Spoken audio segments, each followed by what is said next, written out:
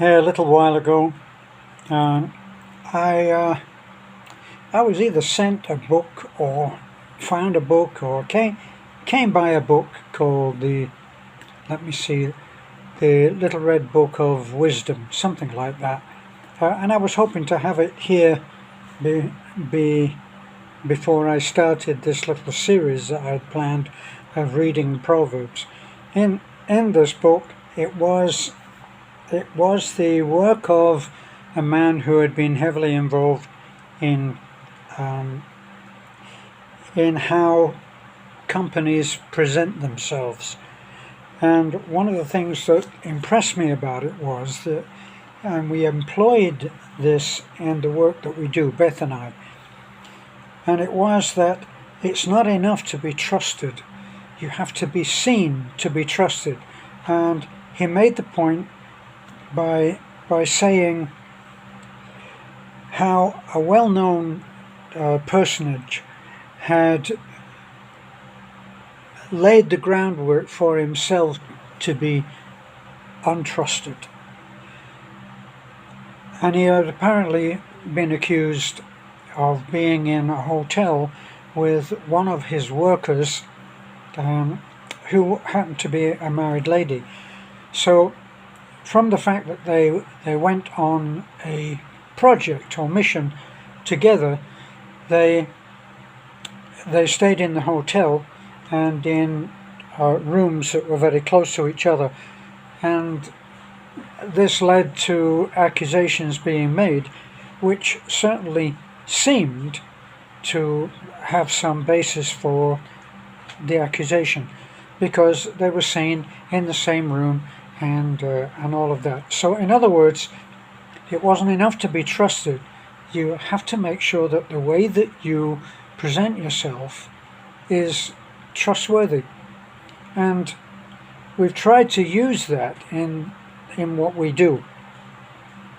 So from that experience and from what he saw in that, he, the author of this Little Red Book of Wisdom, he had a company which had lots of different gender, and most of them were married. So if they went on any kind of project, what he would do is that if it was a married lady that he was going with, married to someone else, of course, as he was, he would make sure that he went to extremes to make sure that they were seen to be trusted.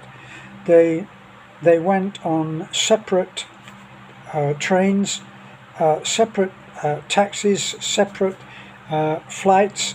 They stayed in separate hotels, and it was easily proved, for at least those who would accept evidence, that in fact that they were entirely trustworthy and ethical in the way that they behaved.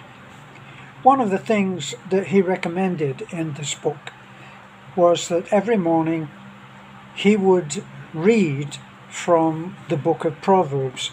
Now, if you're actually listening to this now and you're thinking, oh no, not another Bible thing,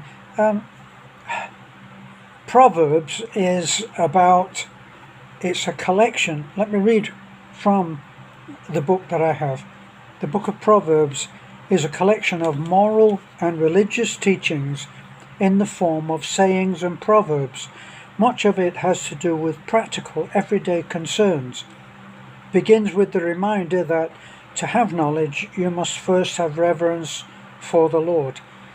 Now, a very good friend of mine from the UK had his own way of looking at Jesus Christ. He thought of Jesus as the Christ, which meant more than just a personality, a persona, a single person identity. And I used to get criticized a lot because I always said that I couldn't imagine that God or the Creator was an old man living on a throne in the sky that looked a little bit like the grandfather in the Waltons. It was not an irreverent thing or blasphemous thing to say, just an observation. And so the Lord is the oak. If you think of all of creation and all of us as being single tiny leaves at the furthest extent of the oak tree, not thinking that we are connected in any way. This was my friend's viewpoint of it, and he would say that the main trunk, the tree, was the Creator, the Lord, and we are all connected to the Lord. We are all connected to the mighty oak.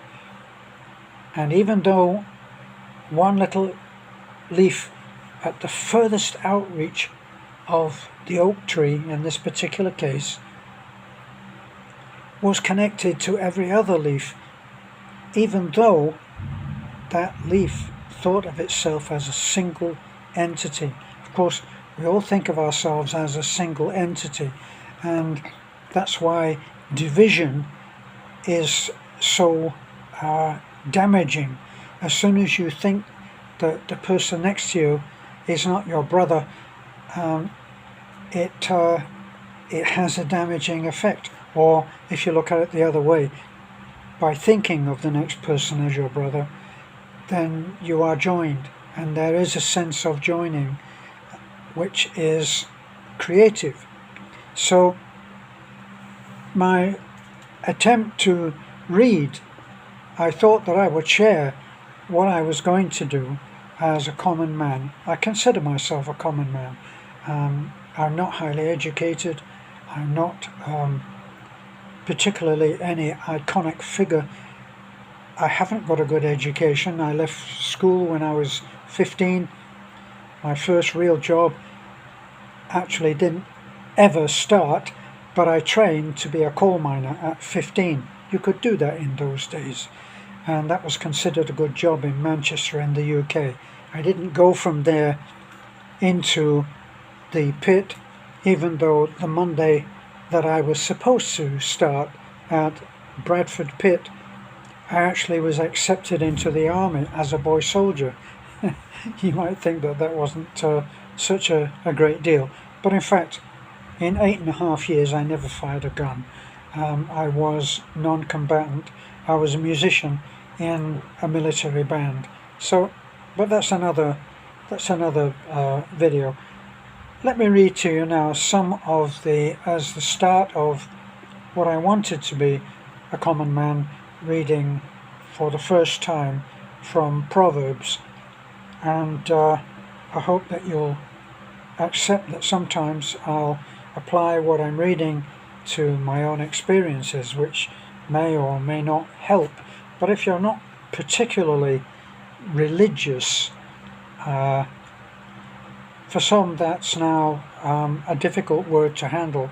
A lot of people, because they don't say attend church, which I personally don't attend church. I take Beth and the children and I take them to church, but because it's all in Visayan, and they're long, these are long services, they're like 2 hours, and 2 hours of sitting there listening to a foreign language, even though it's my responsibility that I don't speak the language. I should have learned the language, but I haven't, and that's the reality. And 2 hours is a hell of a lot for me to stay awake. Okay, so here we are, and I hope you will find something of value from this, and I'll try to keep it so it's not too long. We're at 9 minutes now, so I'll only read a few of the first part of Proverbs, okay, so bear with me for a few minutes. But the book of Proverbs, as I said, is a collection of moral and religious teachings in the form of sayings and proverbs, right?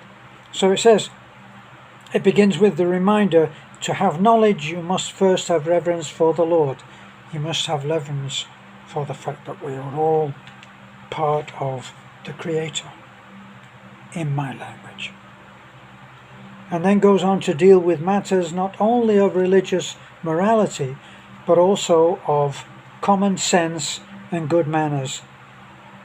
Its main short sayings reveal the insights of ancient Israelite teachers about what a wise person will do in certain situations. Now, the reason that I decided that I would do this is because of,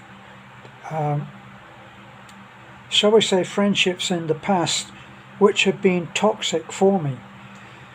Now, here's the irony of being human, part of the human race, is that what is good for one person is not always good for another. And you may, taking yourself as being a good person, and from there looking at your nearest, dearest friend who you get along with so very well, and then looking over here at your other, if you're lucky to have two nearest, dearest friends, and you get along incredibly well with both. Now, it would be logical to assume that if you get along with this person and you get along incredibly well with that person, surely they would be able to get along together. And sadly, it's not always true. So your bond with this person is special. It's a special thing, a special chemistry that you have, where you're both at spiritually, ethically, all of those things, in being able to accept each other. And indeed, you might have the same, if you're lucky, you will have the same over here. But they need not necessarily be together. And the point I'm trying to illustrate is that just because something is toxic for you doesn't mean that that person is toxic. Because there will be other people who love him or her in much the same way as you are loved yourself. And we are all loved much, much more than we think. So I think I'm already at my limit on what I should be on this. So this will have to be an introduction to reading the Proverbs. So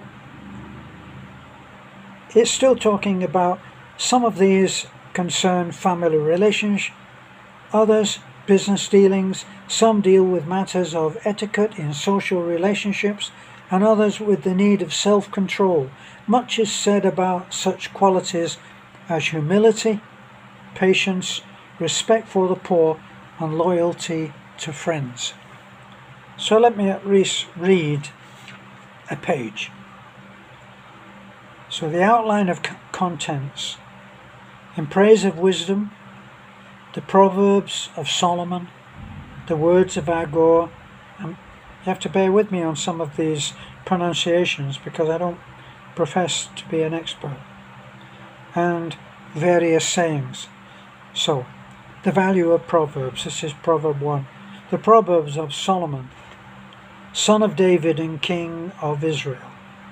Here are proverbs that will help you recognize wisdom and good advice and understand sayings with deep meaning. They can teach you how to live intelligently and how to be honest, just, and fair.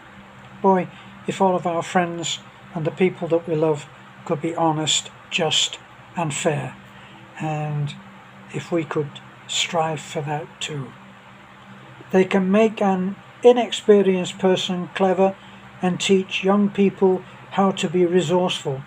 These proverbs can even add to the knowledge of the wise and give guidance to the educated, so that they can understand the hidden meanings of proverbs and the problems that the wise raise.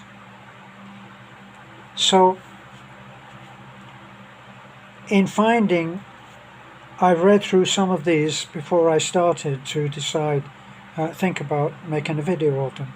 And one of the things that sticks out to me is that in deciding which relationships are toxic to you, you have to look at the inner dialogue that we all have. All of us have an inner dialogue. What do we think when we're on our own? when we're alone, how are we talking to ourselves? Now, this is why you need to find those toxic relationships and separate yourself from them. And the reason for it is because the dialogue that you get from them is what may or may not be toxic. Now, I've had to, in America they would call it firing a friend. I've had to fire people from my life that were toxic to me. They may be wonderful people to others, so it's not a criticism of them. But it didn't work for me. How did I know? Because I found that when I'd had a visit with that person,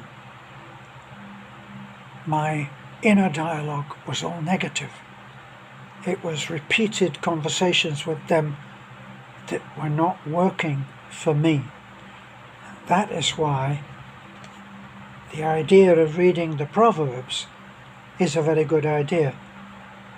My author friend, who had written, not my friend, but by association, I knew him, and he said that every morning he read from the Proverbs. Well, as we go through the Proverbs, you'll understand why. Because it filled his mind with positive, ethical, creative way of thinking. Now, for some, they'll get the same thing from praying in the morning. Beth prays every morning. She prays in the morning when she gets up, and she prays in the night when she goes to bed. So, this, in a way, is a way to pray. And I think that I've done enough, way too much done enough, but the next time we'll be reading from the Proverbs.